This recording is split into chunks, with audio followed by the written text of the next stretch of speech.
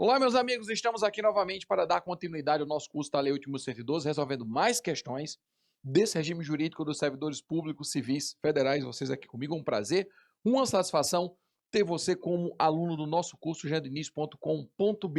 Então, abre na tela já a nossa primeiríssima questão da Lei 8.112, 1990. Vejam aí na tela. Primeira questão. Cláudio, servidor público do Tribunal Regional do Trabalho da 14ª Região, ausentou-se do país para missão oficial no exterior.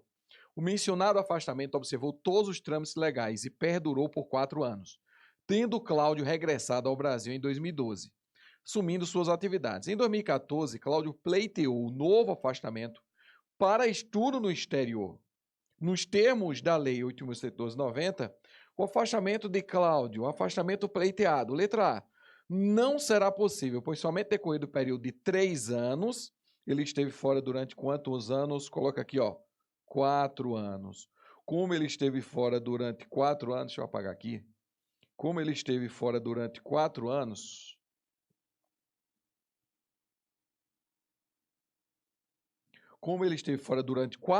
então ele tem que permanecer 4 e não 3, como afirma a questão. Aqui fala 3 anos. Letra A errada. Letra B, é possível? Não, não é possível que ele pleiteou novo afastamento, tendo Cláudio regressado ao Brasil em 2012, assumindo suas atividades. Em 2014, ou seja, 2 anos depois, Cláudio pleiteou novo afastamento. Se ele passou 4 anos fora, então ele tem que permanecer o mesmo período. Portanto, errada. Vamos ver a letra C. Não será possível, pois somente decorrido o período de 4 anos contados do término do anterior afastamento é que se admite nova ausência. Gabarito da questão, letra C. Isso porque Cláudio, ele solicitou o quê? Cláudio solicitou, voltando aqui para a questão, o que foi que Cláudio solicitou? Ele ausentou-se do país para missão oficial no exterior. Foi para cumprir uma missão, tanto para cumprir missão, como também estudo, pessoal. A pessoa, o servidor público, tem que permanecer o mesmo tempo que esteve fora trabalhando na administração. É um tempo que deve permanecer obrigatoriamente. Então, abra aí, me coloca na tela aí também. É o seguinte, ó, o servidor público, ele obrigatoriamente tem que permanecer o mesmo tempo que ele esteve fora na missão oficial ou no estudo no exterior, pelo menos aquele tempo de permanência obrigatória. Ele pode até pedir uma exoneração antes, só que terá que indenizar a administração pelo que ele fez até então. Então, no caso, há necessidade do servidor público passar uma permanência obrigatória na instituição, no mínimo igual ao tempo que esteve fora, seja para missão oficial no exterior, seja também para estudo no exterior. Ele poderá pedir exoneração, mas vai ter que indenizar. Próxima questão, abra aí na tela. O direito de petição é o direito do servidor requerer aos poderes públicos em defesa de direito ou interesse legítimo, assegurado pela lei, na Lei 8.112 de 1990. Acerca desse direito, assinale a alternativa incorreta. Queremos a errada. Letra A. O requerimento será dirigido à autoridade competente para decidi-lo e encaminhado por intermédio daquela a que estiver imediatamente subordinado o requerente. Está verdadeiro. No caso, o requerimento será dirigido à autoridade competente para decidi-lo e encaminhado por intermédio daquela a que estiver imediatamente subordinado o requerente. A letra A está correta, porque na verdade é o seguinte: o servidor apresenta o requerimento à sua chefia imediata. Porém, essa chefia imediata, não sendo a autoridade competente para decidir o requerimento, a demanda administrativa, ele encaminhará à autoridade competente para decidir. Letra A, verdadeira, não marca, queremos a incorreta. Letra B. O recurso para interposição do pedido de reconsideração ou de recurso o prazo para interposição do pedido de reconsideração de recurso é de 15 dias, a contar da publicação ou da ciência pelo interessado da decisão recorrida, nada disso. O prazo, tanto para o pedido de reconsideração como para o recurso, são de 30 dias. Pessoal, prazo em direito de petição praticamente são 30 dias. Com as ressalvas do prazo prescricional, que são 5 anos, atinentes às situações de questões patrimoniais, cassação de aposentadoria e demissão, 120 dias para o prazo prescricional das demais demandas, dos demais bens, E também o prazo é 5 dias para que a autoridade competente dê um despacho inicial. São 5 dias para despachar inicialmente, determinando o saneamento do processo, que ele vai precisar de prova para decidir o processo, são 5 dias. Fora isso, prazo para decidir, 30 dias. Prazo para pedir reconsideração, 30 dias. Prazo para decidir o pedido de reconsideração, 30 dias. Prazo para recorrer, 30 dias. Prazo para decidir o recurso, 30 dias. Portanto, letra B é o gabarito da questão, é a incorreta. Vamos à próxima, letra C. O pedido de reconsideração e o recurso, quando cabíveis, interrompem a prescrição, sim. Cuidado que tanto o recurso como o pedido de reconsideração interrompe o prazo prescricional. Letra D. Para o exercício do direito de petição é assegurada vista do processo ou documento na repartição ao servidor ou a procurador por ele constituído, sim, é assegurada em virtude do contraditório e também da ampla defesa, é assegurado o direito de ter ciência, de tirar cópia do processo administrativo. Letra E, cabe pedido de reconsideração à autoridade que houver expedido o ato ou proferido a primeira decisão, não podendo ser renovado. De fato, não pode ser renovado o pedido de reconsideração. É o seguinte, pessoal, inicialmente há uma demanda inicial, abre na lousa aqui comigo. Inicialmente há uma demanda inicial, está aqui o servidor, faz o requerimento inicial,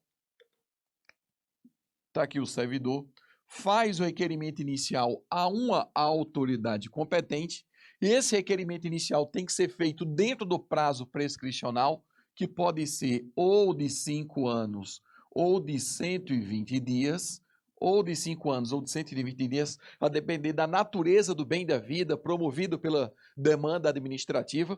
Se estiver relacionada a bens patrimoniais, a questão de demissão e cassação da aposentadoria são 5 anos. Se tratar de qualquer outra matéria, são 120 dias. Apresentado o requerimento inicial, essa autoridade tem um prazo para decidir de quantos dias, Jean? O prazo de 30 dias para decidir. 30 dias para decidir.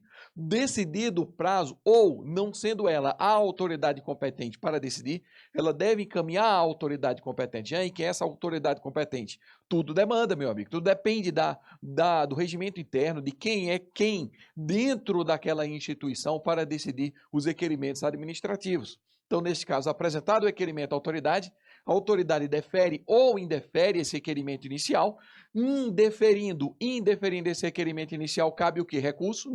Não cabe recurso, cabe o quê? Pedido de reconsideração. Cuidado, do indeferimento, do pleito, da demanda inicial, não cabe recurso, cabe pedido de reconsideração e, como eu falei para vocês, esse pedido de reconsideração tem um prazo de quantos dias? Prazo de 30 dias. E esse pedido de reconsideração interrompe o prazo prescricional e deve ser apresentado à mesma autoridade que decidiu o pleito inicial. Obrigatoriamente, cuidado que não é apresentado à autoridade superior. Ele é decidido pela mesma autoridade quem decidiu inicialmente a demanda apresentada pelo servidor público administrativo ou por qualquer particular que, no caso, use esse procedimento administrativo para instruir o seu requerimento. Então, no caso, apresentado o requerimento, a autoridade indefere, se indeferir, indeferindo o pedido de reconsideração, não recurso, a mesma autoridade, a mesma autoridade, a mesma autoridade. Indeferindo esse pedido de reconsideração, aí sim, cabe recurso à autoridade superior. Prazo para entrar com esse recurso, hein, Jean? Quantos dias? 30 dias para entrar com recurso. E quantos dias para julgar? 30 dias também, para fazer o julgamento em segunda instância. Pela Lei 9784, a Lei de Processo Administrativo de 1999, só é possível ter no máximo 3 instâncias administrativas. Então, essa seria a primeira, a segunda, e haveria a possibilidade ainda de uma terceira instância administrativa. Só há 3, hein? No máximo 3 instâncias administrativas. Após isso, exauriu a esfera administrativa, o seu requerimento, o seu bem só pode ser protegido, só pode ser tutelado agora pela esfera judicial. Portanto, adianta aí, vamos à próxima questão da Lei 8.112 de 1990. Fala aí, de acordo com a Lei 8.112, os seguintes tempos de serviço serão contados apenas para efeito de aposentadoria e disponibilidade, exceto um.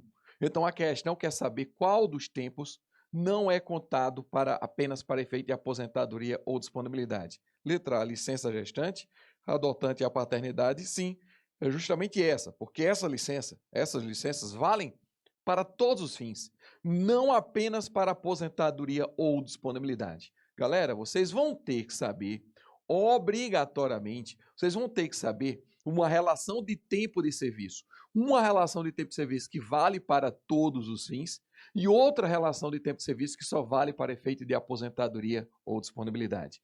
O que é que vale para todos os fins? Há uma lista prevista gigante, prevista lá na Lei 8.112, e você vai ter no nosso material, tem uma tabelinha, uma listinha lá simples e fácil de vocês memorizarem o que é que vale para todos os fins. E quando a lei diz vale para todos os fins, significa dizer que vale para a aposentadoria, vale para a disponibilidade, vale para a promoção, vale para a progressão, vale para qualquer atividade, para qualquer finalidade dentro da estrutura administrativa, qualquer coisa.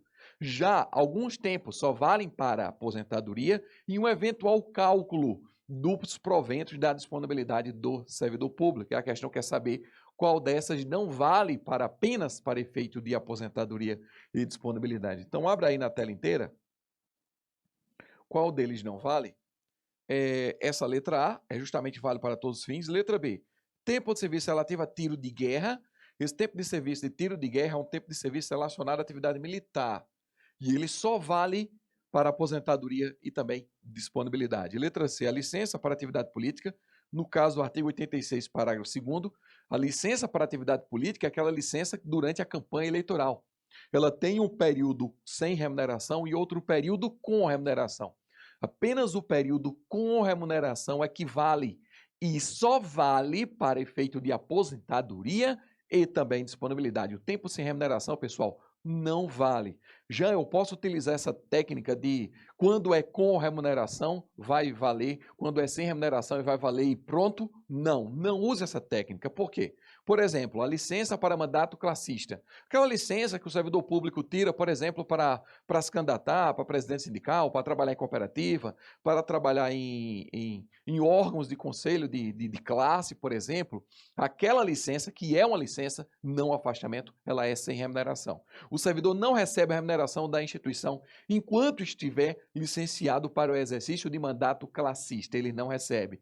Mesmo assim, o tempo vai valer? Vale. Vale para todos os fins, só não vale para promoção por merecimento, assim como acontece com o mandato eletivo. No exercício do mandato eletivo, por exemplo, também é sem remuneração.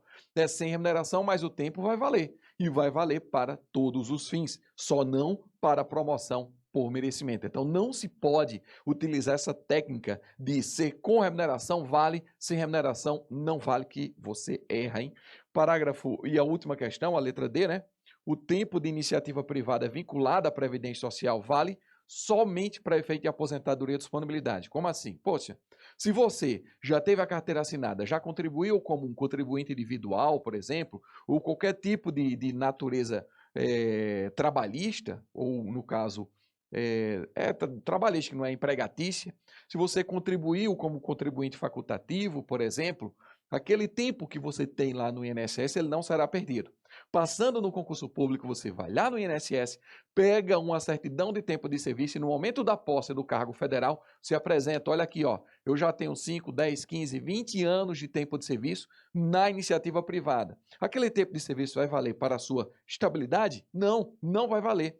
Mas vai valer para efeito de aposentadoria e de um eventual cálculo de disponibilidade, porque os regimes previdenciários, o regime geral da Previdência Social e o regime próprio, eles vão se compensar para o pagamento do seu benefício previdenciário. Então vale, mas só vale para efeito de aposentadoria e disponibilidade, a exemplo, a semelhança do que acontece de quem trabalha, por exemplo, em repartições municipais, estaduais ou federais também. Aquele tempo de serviço que você trabalhou na prefeitura, aquele tempo de serviço que você trabalhou no governo do estado, vai levar para o federal, você não vai perder agora, só vale para efeito de aposentadoria e disponibilidade. Portanto, o gabarito da questão, letra A. Vamos à próxima questão. Diz aí na tela, ó, Jonas e Daniel são servidores públicos estáveis que exercem suas atividades no Tribunal Regional Federal da 2ª Região. Jonas ausentou-se do serviço durante o expediente, sem prévia autorização do chefe imediato, e Daniel recusou fé a documentos públicos, considerando que ambos os servidores não registram punições anteriores e são excelentes funcionários, de acordo com a Lei 8.112, em regra, Jonas e Daniel estão sujeitos à penalidade disciplinar de quê? De advertência escrita. Os dois? Sim. Eles cometeram condutas que, para a Lei 8.112, são capituladas como pena de advertência. Advertência. Isso aí tem lá na Lei 8.112 de 1990. Vejam aí na tela. Vamos procurar as penalidades. Onde é que estão as penalidades aqui? Afastamento, conceder aposentadoria. Está lá no artigo do tempo de serviço, dos deveres do servidor, das proibições. Das proibições, aí tem as penalidades aqui, da acumulação, das responsabilidades, das penalidades, advertência. Então, diz aí, ó, a advertência no artigo 129, vejam aí no artigo 129 da lei, a advertência será aplicada por escrito nos casos de violação de proibição constantes no artigo 17, inciso 1 a 8 e também 19. Inciso 1 a 8 e também 19, e de inobservância de dever funcional previsto em lei, regulamentação ou norma interna que não justifique imposição de penalidade mais grave. Então, se houver descumprimento de dever funcional que não justifique uma penalidade mais grave, e também nos incisos 1 a 8 e 19 do artigo 17 desta lei, que a gente vai ver, 1 a 8, do artigo 117, cadê o inciso 1 a 8? 1 a 8 diz aí, ó, artigo 117, 1 a 8. Ausentar-se do serviço durante o expediente sem prévia autorização do chefe imediato, é advertência. Retirar, sem prévia anuência da autoridade competente, qualquer documento ou objeto da repartição. Recusar fé a documentos públicos. Opor resistência injustificada ao andamento de documento e processo ou execução de serviço. Promover manifestação de apreço ou desapreço no recinto da repartição. Cometer a pessoa estranha à repartição, fora dos casos previstos em lei, o desempenho da atribuição que seja de sua responsabilidade ou de seu subordinado, coagir ou aliciar subordinados, no sentido de filiarem-se à associação profissional sindical ou a partido político, manter sob sua chefia imediata em cargo ou função de confiança, cônjuge, companheiro ou parente até o 2º grau civil. O que nós falamos até agora, tudo pena de advertência, e tem o inciso 19 também, que é recusar-se a atualizar seus dados cadastrais quando solicitado. Na verdade, pessoal, é o seguinte, para vocês memorizarem o que é que deve ser feito, o que é para a questão da advertência, é vocês procurar memorizar o que é pena de suspensão. O que é pena de suspensão? A reincidência de advertência, servidor exercer uma atividade incompatível com o horário de trabalho, delegar, salvo em situações emergenciais e transitórias, a outro servidor uma atribuição que não é dele e recusa exame médico. São 4 situações que caracterizam a pena de suspensão. Vejam, suspensão, de novo, reincidência de advertência, recusa exame médico. Essa aí você não esquece. Reincidência de advertência, recusa exame médico. Até porque, no caso de recusa exame médico, a pena de suspensão é de até 15 dias. 15 dias. Já as outras duas sempre confundem. Exercer uma atividade incompatível com o horário de trabalho, ou seja, fazer alguma coisa no horário de serviço que não tenha nada a ver com o serviço, é caso de suspensão. Ou também delegar a outro servidor, salvo em situações emergenciais e transitórias, a atribuição que não seja de sua competência a suspensão. O que for mais grave, meu amigo, é demissão. E o que for mais leve é advertência, com uma exceção. Qual é a exceção? Trazer alguém de fora para trabalhar em seu lugar, como tem na Lei 8.112, chamar alguém de fora para trabalhar no seu lugar.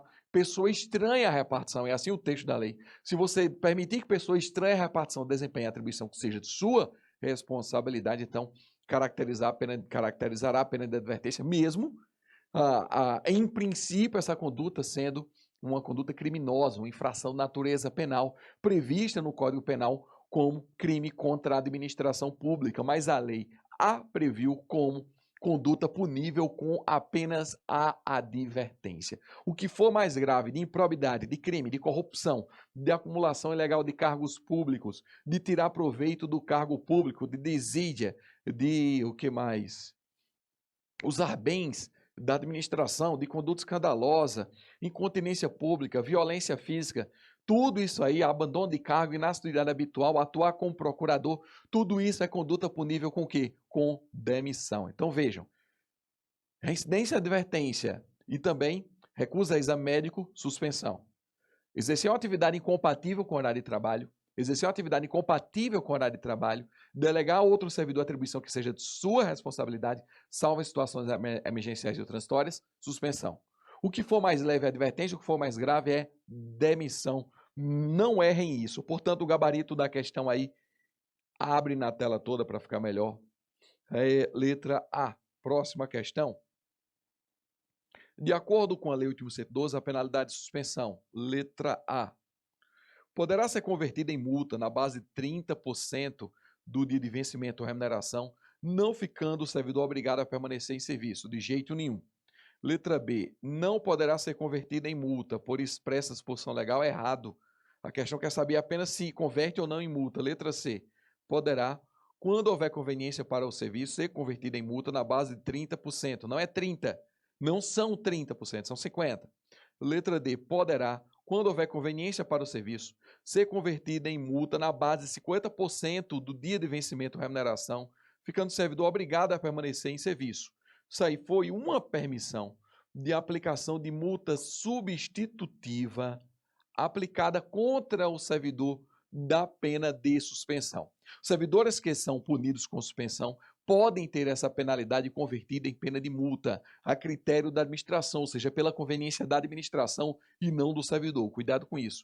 A conveniência é da administração e não do servidor. Então, a administração pode, a seu critério, converter uma penalidade de suspensão anteriormente aplicada contra o servidor público numa penalidade de multa. Quando isso? Quando for constatado que a falta daquele servidor ao serviço for trazer mais prejuízo do que benefício, ou se terceiros, cidadãos, usuários, segurados, possam ser afetados indiretamente com essa penalidade de suspensão. Então, a administração vai e diz, olha, estou convertendo a penalidade de suspensão em uma penalidade de multa, cujo valor será de 50% do valor do vencimento ou remuneração, ou uma ou outra, e já entra o quê? Uma discricionariedade administrativa em aplicar a multa em cima de 50% em cima do vencimento ou 50% em cima do valor da remuneração durante o período dos dias em que o servidor público estaria suspenso. Ele deve obrigatoriamente trabalhar em seu horário integral, no entanto, vai receber metade do seu vencimento ou metade de sua remuneração a critério da administração pública. Tem um certo conteúdo de discricionariedade, o que? Essa penalidade de suspensão. Primeiro, que ela é de até 90 dias ou até 15 dias, no caso de recusa a exame médico, e outra coisa, ela pode ser convertida em uma outra penalidade de natureza pecuniária, cujo valor ainda terá uma discricionariedade de ser acima de 50% sobre o vencimento ou também da remuneração. Portanto, o gabarito da questão, letra D, abre aí na tela, o gabarito da questão, letra D, em cima de 50% do valor do vencimento ou remuneração. Próxima questão, servidores federais praticaram os seguintes atos: inatividade habitual, 1. 2. Procederam de forma decidiosa, 2. Receberam propina em razão de suas atribuições, 3. Essas ações são combinadas, respectivamente, com a pena de quê? Letra A, advertência, suspensão e demissão. Letra B, advertência, advertência, suspensão. Letra C, demissão, demissão e suspensão. Letra D, demissão, demissão, demissão. Ou letra E, suspensão, advertência e demissão. Todas as três condutas, pessoal. Inatividade habitual, proceder de forma decidiosa, ou receber propina em razão de suas atribuições, são condutas punidas com demissão. Porém, a questão não está bem formulada. Cabe recurso dessa questão. Por que cabe recurso dessa questão? Porque falta o elaborador dizer qual é o servidor federal. Existem dois tipos de servidores federais trabalhando na administração e vocês já sabem disso. Tem o servidor efetivo e tem o servidor comissionado.